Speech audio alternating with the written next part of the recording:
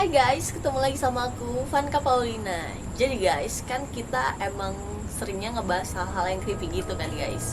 Nah sekarang kita bakal ngebahas hal-hal yang gak kalah serem guys. Dan kalian pasti tahu sih apa topik yang akan kita bahas. Jadi aku sebelum mau ngebahas nih ya guys, aku mau nanya dulu sih kabar kalian semua. Aku harap kalian semua pada baik-baik aja guys. Oh iya, by the way, kan sekarang lagi covid tuh, kalian harus tetap jaga kesehatan ya guys. Jangan lupa pakai masker, cuci tangan, dan jangan lupa bawa hand sanitizer kemana-mana karena itu sangat penting banget guys. Di tengah-tengah pandemi gini itu tuh hal yang sangat berguna, apalagi kalau kalian ketemu banyak orang, ya kan guys. Jadi guys, kita akan ngebahas tentang si manis jembatan Ancol. Pasti kalian pada tahu kan guys, jembatan Ancol itu emang terkenal kan guys dengan keangkerannya. Nah, kita akan ngebahas dulu guys tentang itu. So, pada penasaran kan? Check it out. Jadi guys, si manis jembatan Ancol ini ada dua versi. Dan kita tuh akan ngebahas satu persatu biar makin seru gitu guys. Nah, sekarang kita akan ngebahas yang pertama. Pada abad ke-19, di tahun 1817, hiduplah seorang gadis yatim yang hanya tinggal bersama ibunya, yaitu Ma Emper. Ma Emper dan anaknya yang bernama Siti Ariyah tinggal di sebuah pavilium. Kalian tahu nggak sih guys pavilium apa? Pavilium itu apa?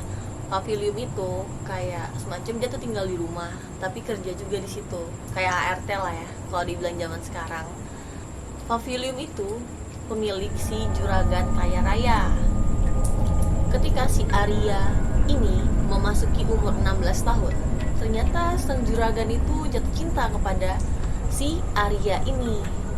Ia berniat menikahi si Arya ini dan menjadikan si Arya ini sebagai selir dia.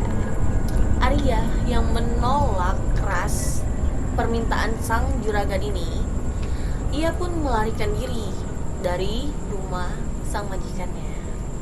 Gak disangka-sangka, seperti pepatah berkata, lari dari lubang buaya masuk ke kandang singa. Itulah pepatah yang sangat pas untuk si Siti Arya. Bukannya mendapat pencerahan, malah si Siti Arya ini bertemu dengan seorang pria yang tak kalah jahat, yang bernama Oi Tambasia, pedagang tembakau yang berketurunan Tionghoa, yang berasal dari Pekalongan, yang dikenal sebagai pria hidung belang atau playboy yang kita kenal sekarang, dan ingin menjadikan si Siti ini menjadi mainannya, atau ya kayak yang tadi juragan tadi, kayak selir-selirnya gitu. Si Siti ini pun kabur, tujuannya ingin nyelamatin diri. Gak disangka-sangka, ternyata si Oi ini sewa 2 preman, dan preman itu berhasil menangkap si Siti.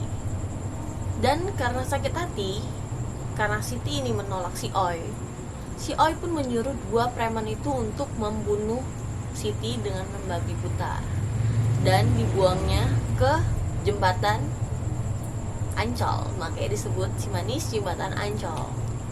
Dan isunya guys, si Siti ini sering menampakkan diri di jembatan Ancol tersebut.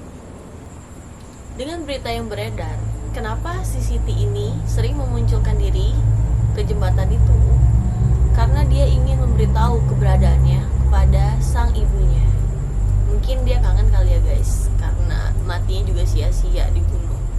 Nah itu guys, itu dari versi yang pertama dari kisah si manis jembatan Ancol. So, gimana menurut kalian guys? Serem gak sih? Oke guys, sekarang kita akan ngebahas yang kedua. Ini pun gak kalah menyeramkan loh guys. Pada penasaran kan? Cus, kita bahas. Kisah ini dimulai pada abad ke-18. Waktu itu Jakarta masih dikenal dengan sebutan Batavia. Pada saat itu ditemukan seorang perempuan berusia 16 tahun tewas terbunuh di jembatan Ancol. Perempuan itu bernama Mariam. Mariam dikenal sebagai gadis muda yang cantik dan molek. Ia bekerja di rumah saudagar yang kaya raya dan sudah beristri. Kecantikan dan kemolekan Maryam ternyata mendapat perhatian khusus dari sang saudagar. Hingga suatu hari, sang majikannya pun mengajaknya menikah dan ingin menjadikan Maryam sebagai selirnya. Tetapi Maryam tidak bodoh. Dia pun menolak permintaan sang majikannya, sehingga Maryam pun berinisiatif untuk meninggalkan dan melarikan diri dari rumah tersebut. Sangat disayangkan, ternyata rencana yang Maryam buat untuk melarikan diri tidaklah berjalan dengan mulus sesuai apa yang diinginkan, sehingga Maryam pun mendapatkan hukuman dari sang majikan. Maryam pun diperkosa secara bergilir dengan majikan dan anggota-anggotanya. Tak sampai di situ, hukuman pun masih berlanjut.